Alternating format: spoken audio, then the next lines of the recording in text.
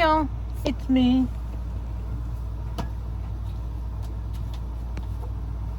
I'm going to be reading from my book again.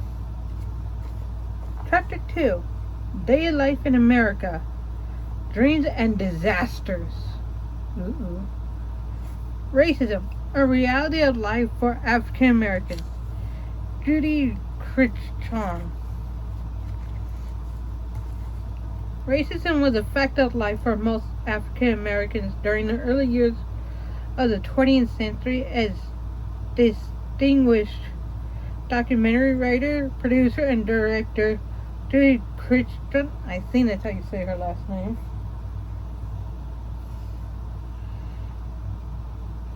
illustrates in the following article. The young poet Paul Laurence Dunbar, Critchton writes, was one of a small number of Americans that managed to move back and forth across the color line. According to Critchton, in 1900, an entire legal system was built in the South, home to most African Americans, to ensure that they were kept out of the mainstream of public life. Critchton describes the get educated, work hard, wait and see philosophy of African American leader Booker T. Washington and the dilemma that attitude presented to other African Americans like academic W.E.B. Du Bois. Thank you, Peanuts. Wait. Judy Critchton has won numerous awards for her writing and journalism, including 4 Writers Guild Awards and 5 Emmys. As executive producer on the Public Broadcasting System, or PBS, history series The American Experience, she worked on 100 historical documentaries. By April 1900, the daffodils were blooming in the parkland facing the White House, and down by the writer's edge there were thousands of iris. The ritual of spring had resumed. Winter carriages and sleighs sent off to be refurbished, zap ropes packed away. At the Andrew Joyce Carriage Company, customers were picking out their Victorias. New models of these small open carriages were selling for $850. I don't even know how much that is in today's money. Probably like thousands or so. But you can tell me in the comments below if you know. Better to have the old ones repainted and reupholstered. At the Capitol, where the hard writer had taken a toll, carpenters were repairing the leaky roof over the press gallery, which had been so bothersome for months. On every pleasant day, Millie, I think that's how you say her first name, Marguerite Cassini, I think that's how you also say her last name, the beautiful young niece of the Russian ambassador, could be seen driving a new steam Fenton. It was quite like Marguerite to own her own auto machine. In the warming sun, Washington society was taken to the streets. At noon, Secretary of State John Hay could be seen hurrying across Lafayette Square to his mansion opposite the White House for a frugal lunch of buttermilk and hoe cake. I don't even know what hoe cake is,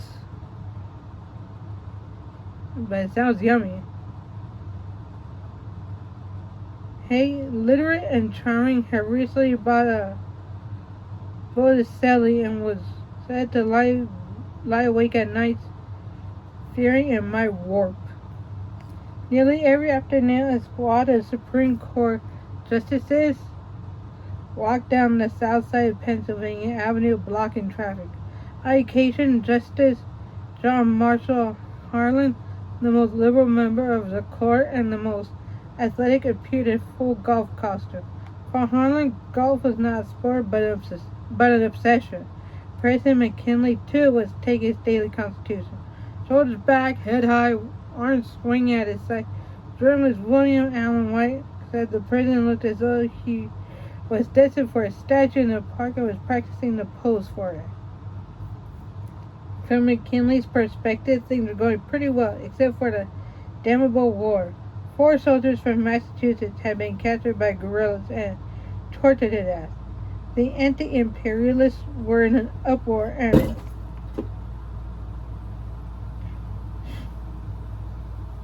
and tortured to death.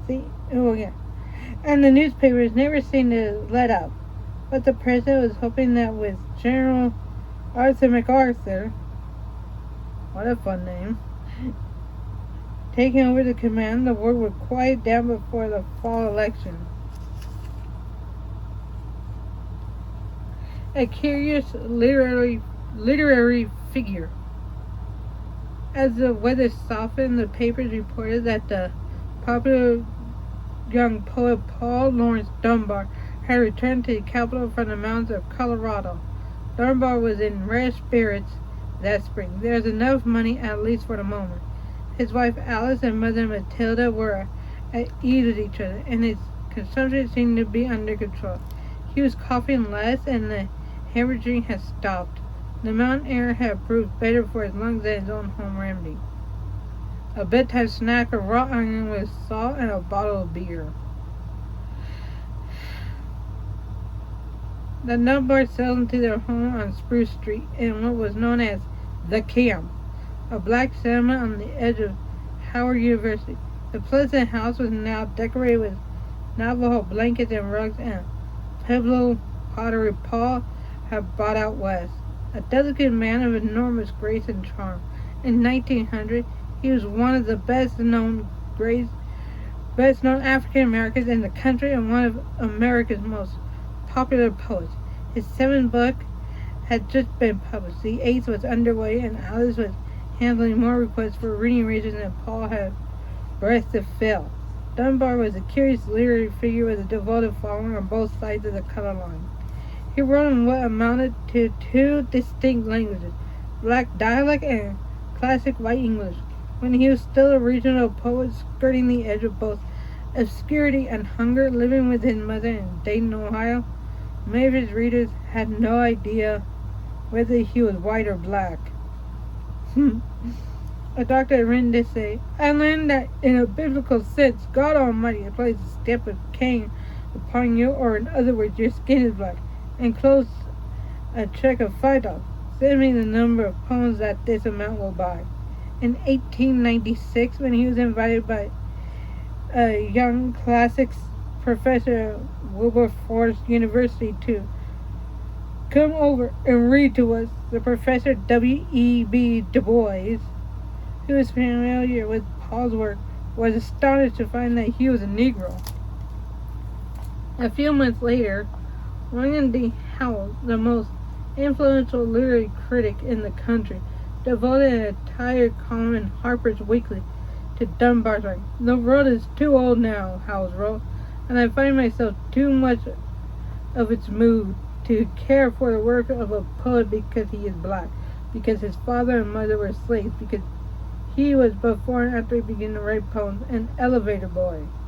These facts would certainly attract me to him as a man, but when it came to literary art, I must judge it